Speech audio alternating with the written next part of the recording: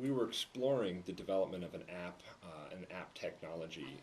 It was in conjunction with Top Floor Studio.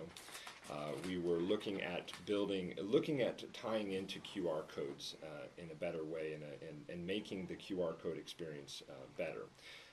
It really did stem with the iPhone version of the app, and we wanted to make a better app. We wanted to make Top Floor Studio? Top Floor Studio. Okay. That is correct. Top Floor Studio was seeking to make a better app experience, and we just kept on every time the engineers we would scan a QR code. We just kept on landing upon the same experience, and basically, no matter how great we made the app itself, no matter how wonderful the features were on our phone, once it left our app and went into the world, we lost control of it. We lost control of that experience. So we could make it as beautiful as possible, but it just didn't do anything beyond that.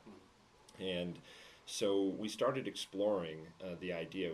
Top Floor Studio builds enterprise level websites and specializes in content management systems.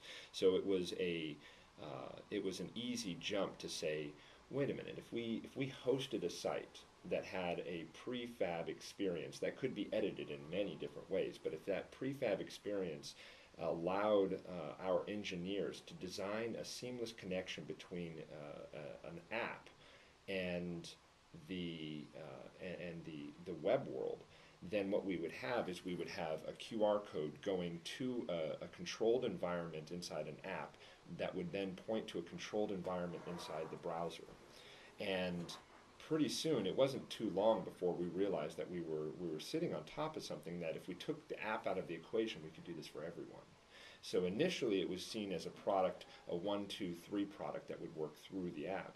And then eventually, and it was pretty quick actually, we saw the connection that if we open this to the world, everyone that has a QR code, as long as we had a control over the type of environment that they had, we could make that environment as beautiful as we wanted. We could really design an environment that was better, and allow them to customize it in as many ways as possible, but to really push the envelope, because really. A mobile-friendly site is going to cost someone $1,500 or more.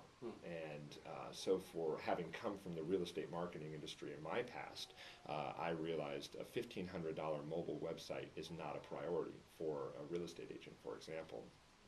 It isn't for a mom-and-pop shop. It isn't for most people. Some people are really pushing the envelope, and a lot of people are recognizing with the saturation of smartphones that is a necessity, because you can have the best website in the world, but people aren't sitting at home as much anymore. People are out on the go. They're sitting in lines at the grocery store. They're out at the airport waiting on a delayed flight. Or they're sitting on their couch with their iPhone. Exactly. Yes.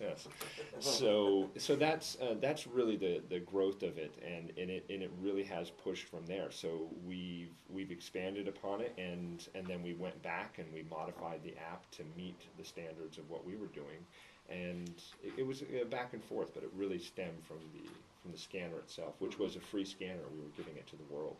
So.